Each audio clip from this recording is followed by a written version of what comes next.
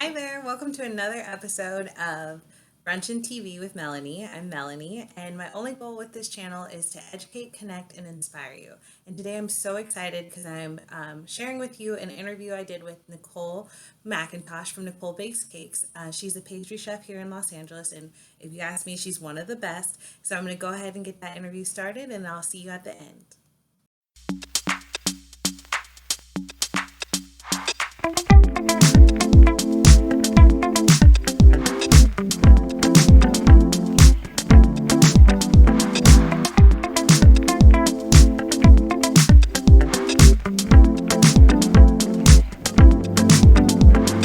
I own Nicole Bakes Cakes out of Los Angeles area. I'm a professional pastry chef and cake maker. I've been in the business almost 20 years now, I think. I started when I was in high school, like being a busser and like dishwasher in restaurants. And then I went to culinary school and got my bachelor's degree in baking and pastry. So I actually have a real degree in pastry. It's always weird when I say that because people are like, can you do that? Yes, you can. And I've been back in LA for almost 10 years now. I worked in Santa Barbara, I worked in Carmel by the Sea, I've worked in Palm Springs, Palm Desert. Wow. I kind of took a trip around SoCal and Central California. So made my way back to LA almost 10 years ago. So it's been fun. Yeah. So are you originally from LA? I'm from West Covina, so Okay. the other valley, San Gabriel Right. Valley. So yeah, I'm from there. But my mom, all my family's been in California forever. Oh, nice. And how far central did you go in the Central Valley? The furthest I've gone was Carmel Valley. So Carmel Okay. Valley, Monterey. So basically right smack dab in the middle. Yeah, I'm from I'm from Wheatland, but it's like like an hour and a half north of Sacramento. Mm-hmm. So it's kind of same area but different. All my dad's family is from the Bay. So Sacramento, Okay. Elk Grove, Berkeley, Mm-hmm. my dad is my dad was born in San Francisco and raised in Sacramento. Oh, nice. And all of my family, besides me, went to UC Davis. So we know the Bay. Oh, yes. We know the Bay well. My brother actually lives in Berkeley right now. Oh, okay. Nice. And which did you like, Central Valley like better or California? That's hard. I love living in Central Like I love living in Carmel because it's such a quaint little town. I just like closer to LA. Right. So that's why, like, after Carmel, I moved down to Santa Barbara because I was like inching my way back down. Right. But I loved Central Coast. I love being walking distance from the beach, which was always really nice. And I worked at a really fancy, swanky restaurant as their pastry chef. And I like worked right across the street from my apartment. So like I had like my car like never went anywhere because I just walked. So it was a pretty like ideal situation. I miss not having I miss just having to wake up and walk across the street. Right. To work. The downside would be like they would call me and be like, "Well, we know you're home. We see your car." I'm not engaged. I'm off today. Like why? Yeah. Well, we need your help. We see your car. We saw you. No, stop looking for me. Oh my goodness. Yeah, but so Carmel is number one, and then Santa Barbara is number two. Okay. It's another beach. I tend to live in like vacation cities. Oh, that's cool. Carmel, Santa Barbara, Palm Desert, Palm Springs, all like very vacation-y places. Yes. And I kind of move. I had a habit of moving every 2 years. So after 2 years of not, as soon as I didn't learn anything else from my job, like if I didn't gain any more knowledge, it was time for me to leave, like time for me to find something else.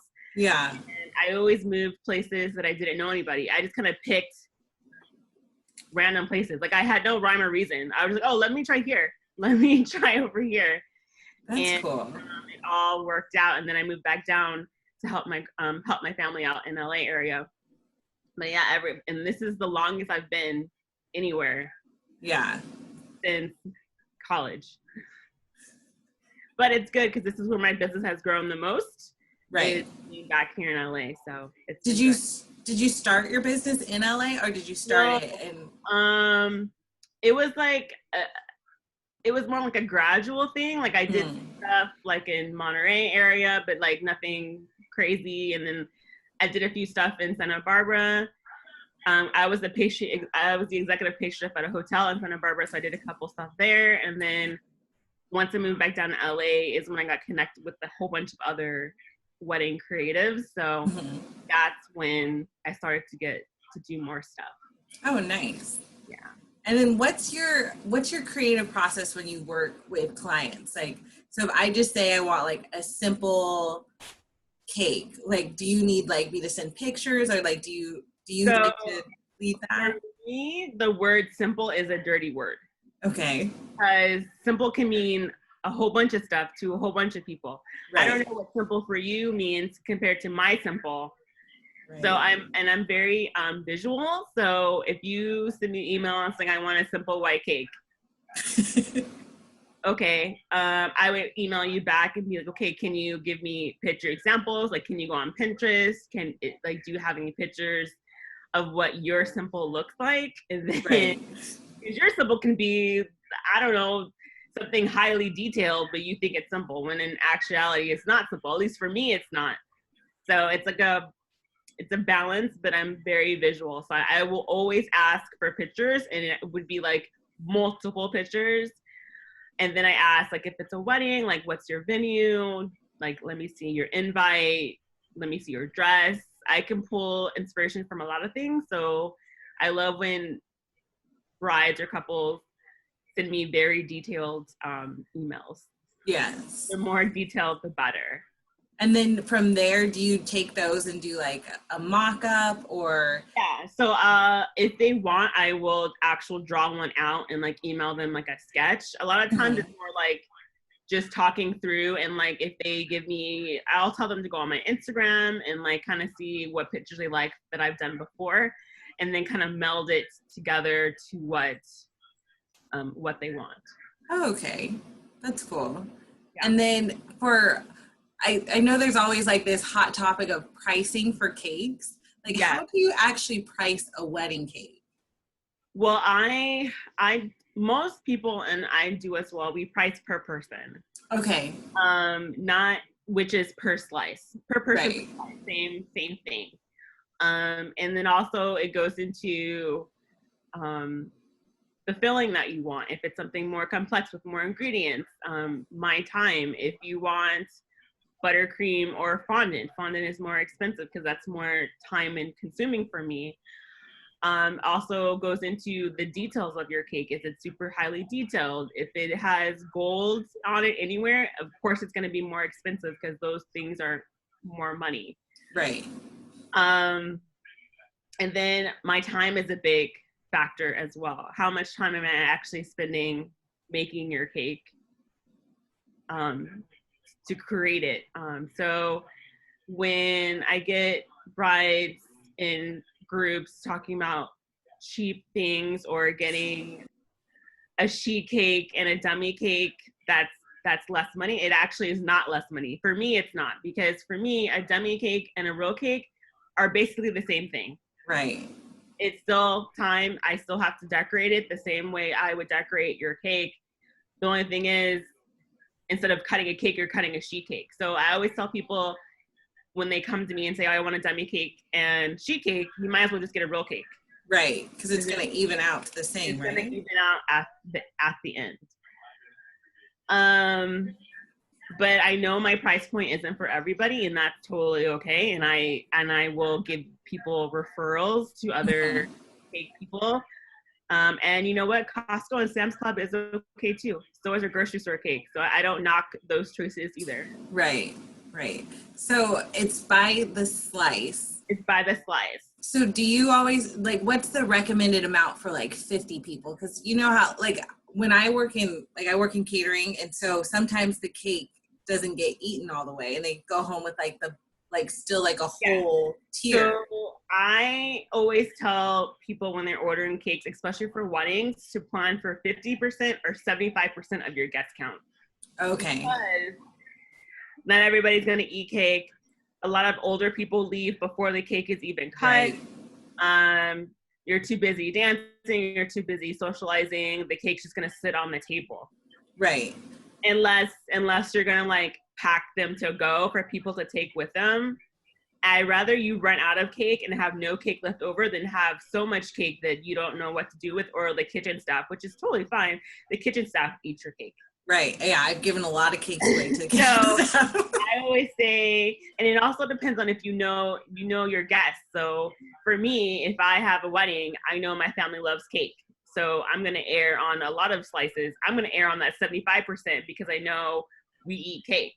Right. But if you know your family's not particularly fond of cake or they don't really like sweets, then you might want to err on 50% of your guest count. Okay.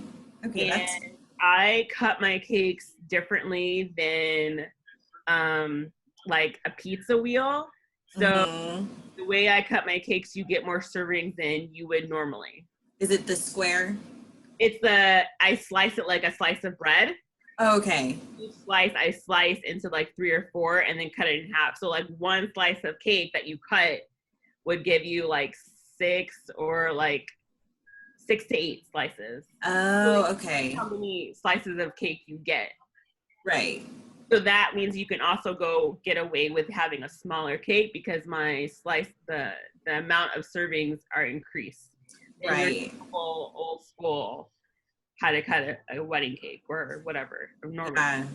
Yeah, I've seen people try and do the pizza wheel, and I'm like, no, that's not good. That's like if you bake a cake at home and it's right.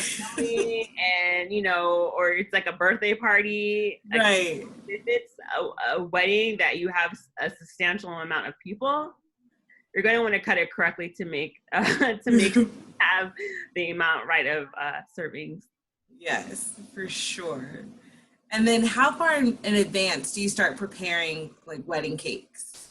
Ideally at least 3 or 4 months ahead of time, and especially in the time of COVID, which we are in, the sooner the better for next year for sure, because now everybody's weddings have been shifted to next year.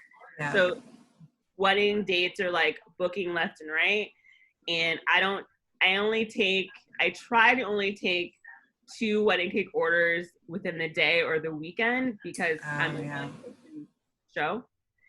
And I have to make sure that I can get to point A and point B. Right. Delivering cakes. Right. And consider traffic and everything. Yeah. Like if I have to go from Long Beach to Malibu, it's going to take me some time. Right. It also has to fall into, what time is your wedding? What time, I have to factor all that stuff in. So the sooner, the better. Yeah, that makes sense. Not right away, but like once you book, your planner, your venue, you can at least start talking to a cake person. Yeah. And then, how has COVID made you pivot with your business? So, no more weddings this year. Well, all the big weddings that I had have been postponed. Right.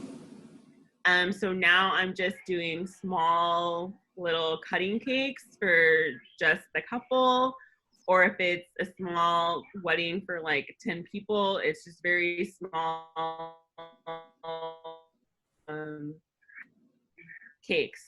And then if people still want to have like drive-by birthday parties or other celebrations, they're ordering little cakes to celebrate, and then box cupcakes or cake jars to like pass out.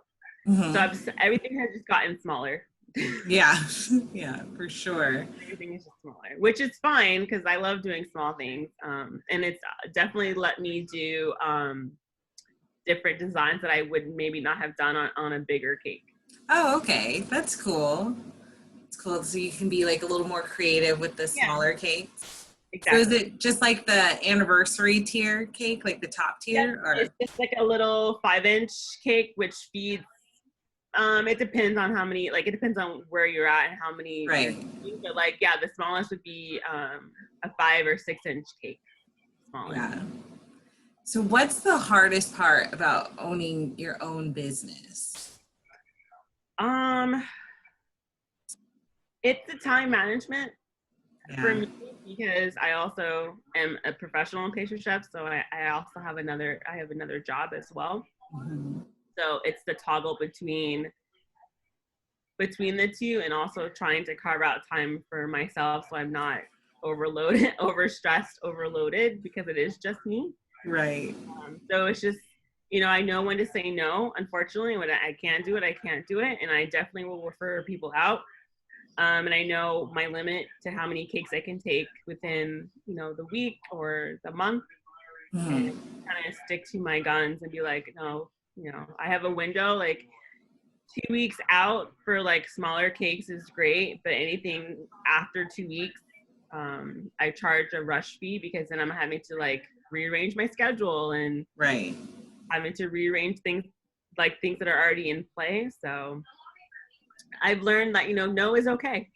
Yes, yes. My mom used to always say no is an answer. Like you don't have to add anything else. It's not that means I can like finagle you or haggle you. Right. No. It's like, no, thank you. No. Thanks for reaching out, but I cannot do that. Yeah, for sure.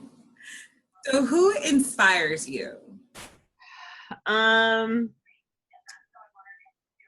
don't know if it's necessarily a who. I think in my cake pastry chef world, there's a lot of people that I follow on Instagram, or like people that I've worked with, even friends that are still in this industry.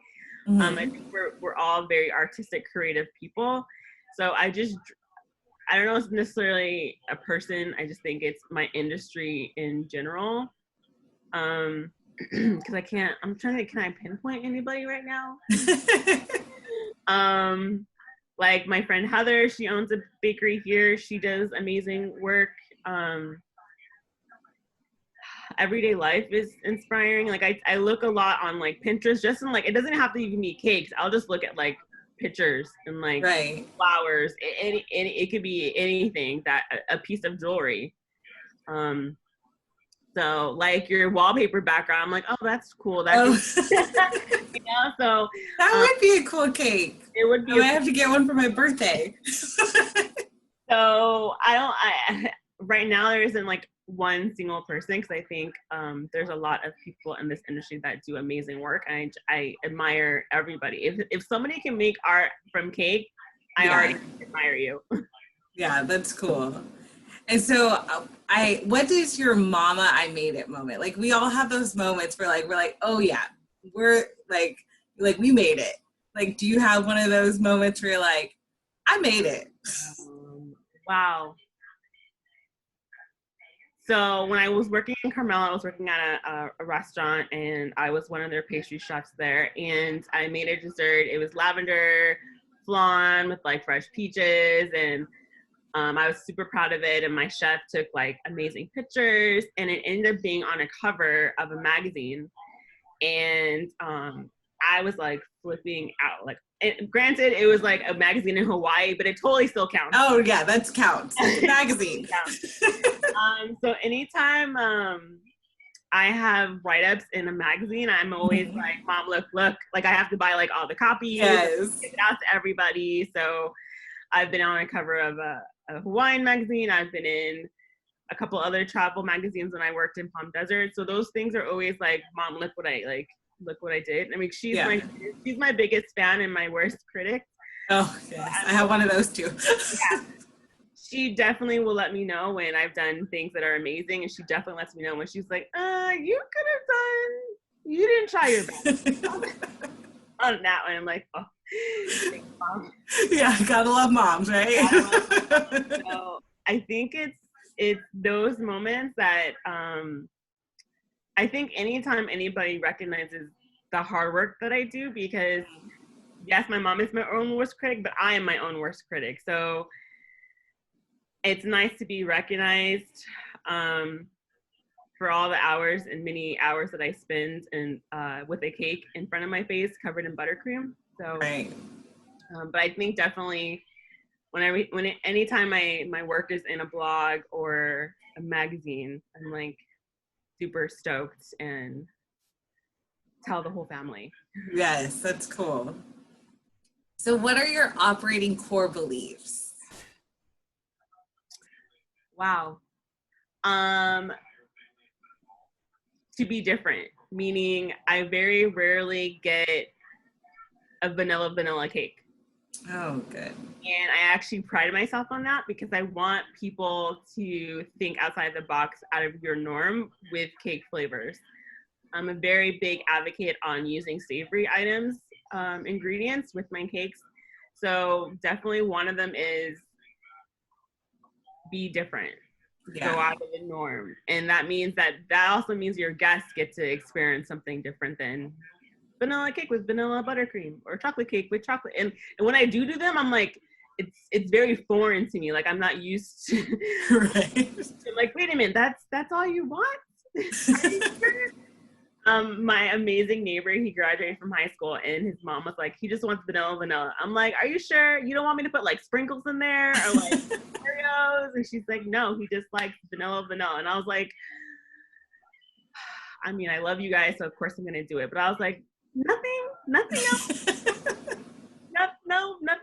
No other flavor. He's like, no, I just like vanilla. Like, you're like, okay, great. I'll do it for you. Yeah.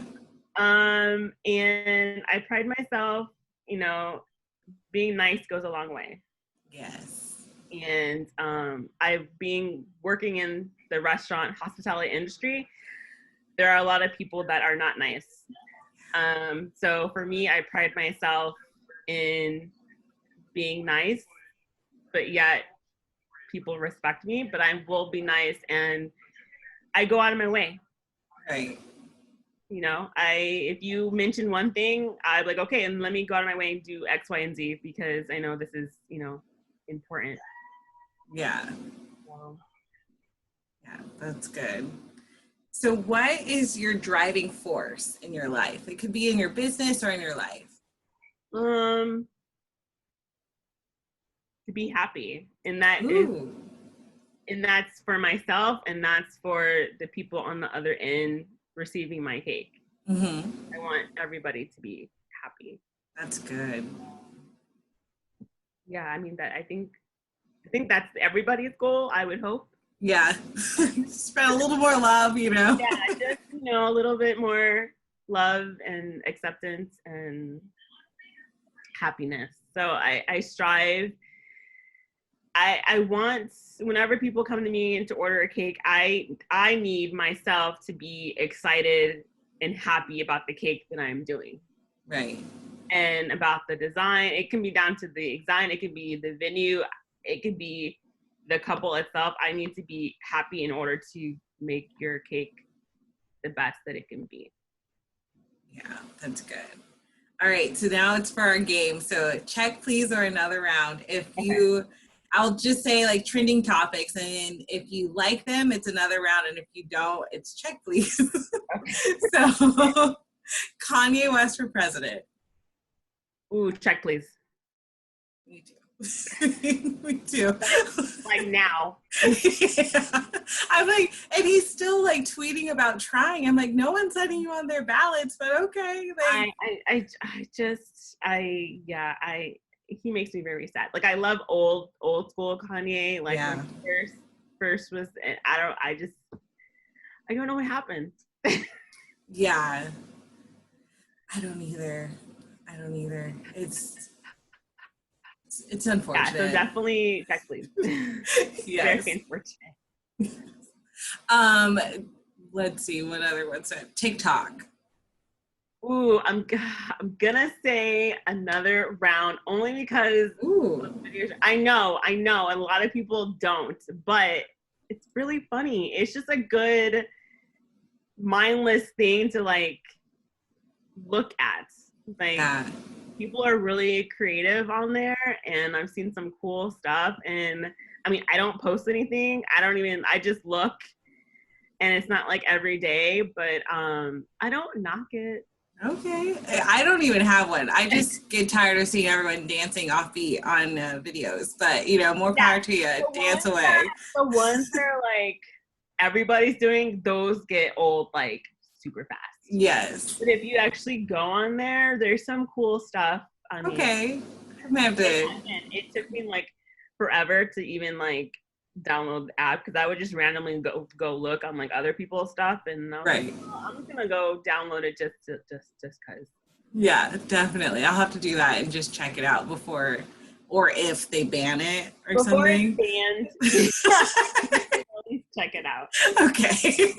Well then, how do you feel about reels? Is that check please or another round? I don't know because that's like super new. Mm-hmm. And I don't even know how to work TikTok. So I definitely don't know how to work reels. Like I feel really old. I don't know how to work these things. Right. Like those should be like second nature to us. Yeah. But it's not. So I don't know. I guess I mean I don't know. Maybe. I don't know. I haven't really seen too many of them. All right, so you're undecided on that one. So Unreal. How do you feel about this summer that we're having? Check, please. Yes, it's hot. Which is normally hot, but it's humid. Now stuck in the house and it's hot. Yeah, you can't like really go anywhere. It's like another layer. Yes, it's like you're just in your house and you're hot, and then you have to wear a mask and you're hot. Yeah, you're just hot. Yeah, so check please. Yes, I'm like this couldn't happen in winter when we had to like stand in line and not be hot. Standing in line for Trader Joe's in the heat is not like. I know. I always evaluate. I'm like, do I really need to go grocery shopping? Can I stretch this? I'm like, okay, like how important is this? Like I've been trying to order like Amazon Prime. I've been like Whole Foods because but it's Trader Joe's. Like I'm like, okay, I'm gonna stand in line, but I just have to make sure that like I go like super early. Right. Because standing in the heat with the mask. Yeah, it's not fun. To get like orange chicken from Trader Joe's. Their orange chicken is really good though. And and so I'm like, damn it, like. Yeah. And then you stand in line like you have to commit. So you do. One time I went in and there was no line, and I didn't even need anything, but there was no line, so I just went in. Yeah, I was like, well, I'm here. Like, what do I need? Like, yeah. I think I just grabbed like a juice or something just to get something. Your triumph it has to be like celebrated. Right. Yeah. I was like, there's no line at Trader Joe's. I thought. Because now I do the slow roll up to places. Is there a line? Oh, yes. And like I keep driving. Definitely. And so the next one is unpopular opinion. So it's where you share an opinion that you have that may be unpopular, but you stand by it. Oh man. Oh my gosh. Okay. So I don't like chocolate. Oh, me either. But a lot of people do. Everyone. The majority of the world does. So a lot of times when people are like, oh, I'm like, no. And they're like, but you're a pastry chef. Aren't you supposed to like love? No. I know what it tastes like. I know that it's supposed to taste good. I know what it's paired with, but don't make me eat a chocolate cake. Oh, interesting. So like, do you taste the cake? Yes, always. Okay. But it's never like I want a piece of chocolate. No. Right. It's just to make sure it's good and not, yeah. But it's never like I crave it. I don't. Yeah. And most people look at me weird, so. Yeah, probably because you're a pastry chef and it's chocolate, and they're like, "What do you mean?" Yeah, they're like, "But how?" Like one person was like, "But then how are you a pastry chef?" I'm like, "But there's more things. There's more things than chocolate." Right. Okay, so our next one is a song dedication. So I love Art LeBeau, and his he always has, I think it's called like the Love Zone, but I always call it the Love Connection. But he always has these like song dedications. I haven't heard Art LeBeau. Oh my, such a long time. I love him. I'll stay in the car on Saturday nights just to listen to the song dedication. And I know when they're reruns. I'm like, oh, I already heard this one.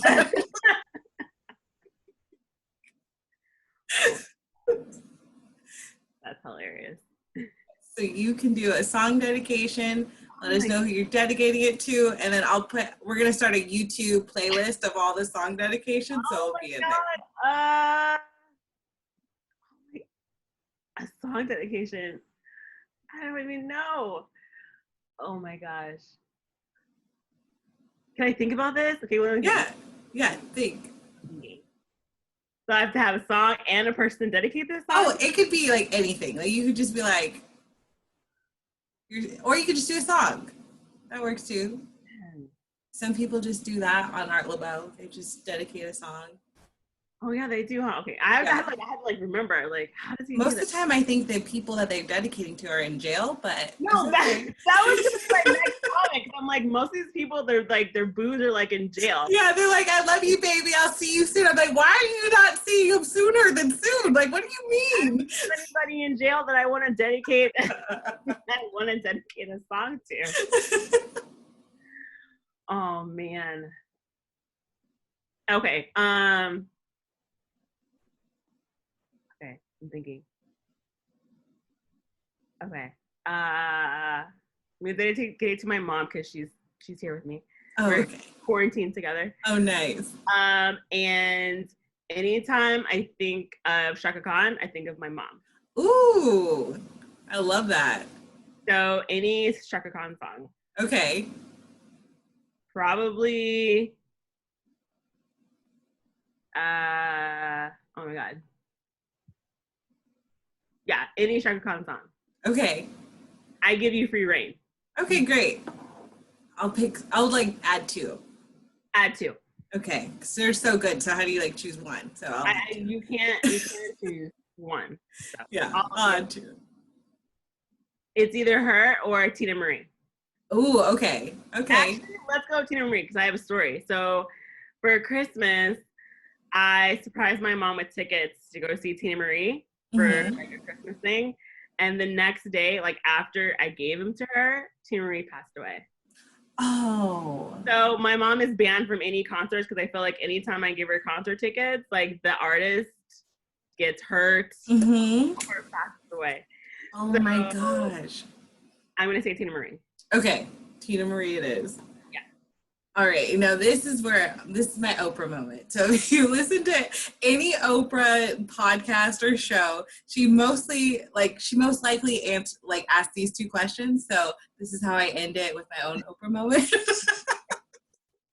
Like you get a car? Not quite. I'm not there yet. Sunday Oprah? I'm not. Yeah, Super Soul Sunday Oprah more so. Okay, gotcha. Yeah. Yeah, I'm not at the car level yet. I'm still waiting for my billions, okay? So, what's one thing you wished everyone knew? Oh my gosh. Told you it's Oprah, it's deep. I know, that's deep. That everybody knew. Man.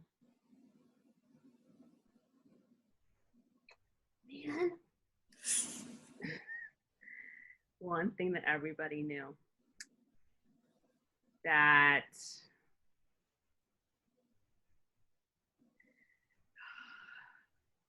at the end of the day, your family is what matters most. And some people, I'm gonna take this like your job. Like you and I both have jobs outside of our cool things that we do. Your job doesn't matter. I guess we all know this now in COVID. Your job doesn't, your family does. And I think some people don't put that into consideration. Right. Yeah, definitely. So they're working for what though? Yeah, because now it's like all you have is your family. Yeah. So the last one is finish this sentence. When I'm 80, I will have a vacation home in Santa Barbara. Ooh, okay. I'm coming. You come. Okay, They will be safe for you. Good. That's great. I love that. I can't wait for us to be 80 so we can vacation in Santa Barbara. Yeah, I'm gonna have like cool like pool boys or whatever, and they can like give us drinks and stuff. Oh, I love this. Yeah. I love this for us. I can't wait.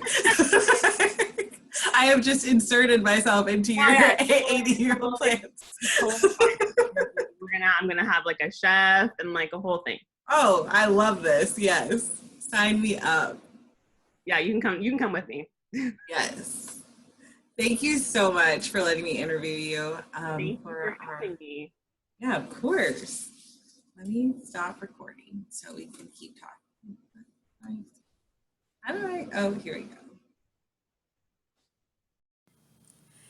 Isn't Nicole the best? If you would like to follow Nicole, I left her Instagram tag in the show notes. It is at Nicole Bakes Cakes. And thank you for tuning in for another episode of Brunch and TV. I'll see you next time. Please like and subscribe to this video and leave a comment below with your favorite part of this interview. Thanks so much. See you soon.